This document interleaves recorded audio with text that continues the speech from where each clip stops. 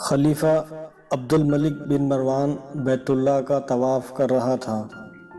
اس کی نظر ایک نوجوان پر پڑی جس کا چہرہ بہت پروقار تھا، مگر وہ لباس سے مسکین لگ رہا تھا۔ خلیفہ عبد الملک نے پوچھا، یہ نوجوان کون ہے؟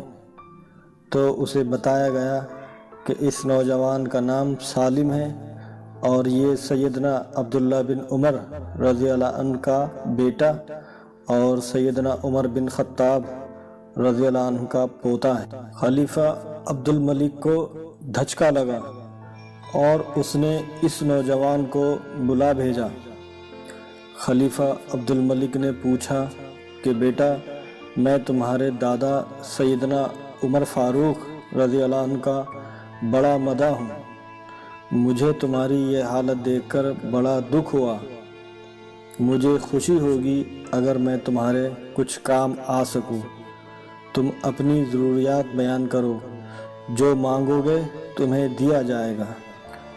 نوجوان نے جواب دیا، اے امیر المومنین، میں اس وقت اللہ کے گھر بیت اللہ میں ہوں اور مجھے شرم آتی ہے کہ اللہ کے گھر میں بیٹھ کر کسی اور سے کچھ مانگوں۔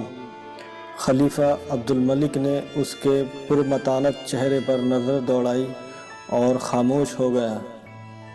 خلیفہ نے اپنے غلام سے کہا کہ یہ نوجوان جیسے ہی عبادت سے فارغ ہو کر بیت اللہ سے باہر آئے، اسے میرے پاس لے کر آنا۔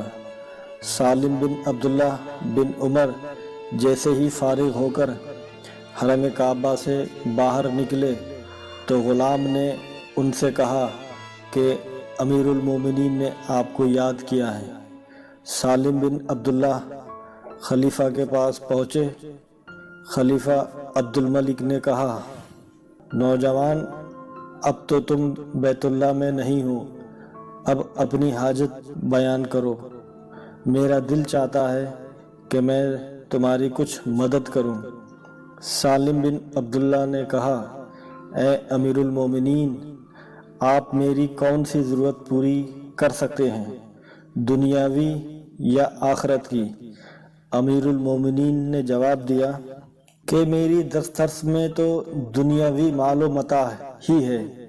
سالم بن عبداللہ نے جواب دیا، امیر المومنین، دنیا تو میں نے کبھی اللہ سے بھی نہیں مانگی جو اس دنیا کا مالک کل ہے، آپ سے کیا مانگوں گا؟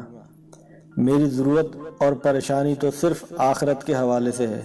اگر اس سلسلے میں آپ میری کچھ مدد کر سکتے ہیں تو میں بیان کرتا ہوں۔ خلیفہ حیران ہو کر رہ گیا اور کہنے لگا کہ نوجوان، یہ تو نہیں، تیرا خون بول رہا ہے۔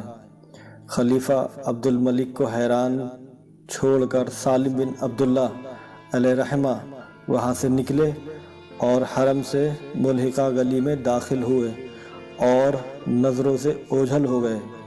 یوں ایک نوجوان حاکم وقت کو آخرت کی تیاری کا بہت اچھا سبق دے گیا۔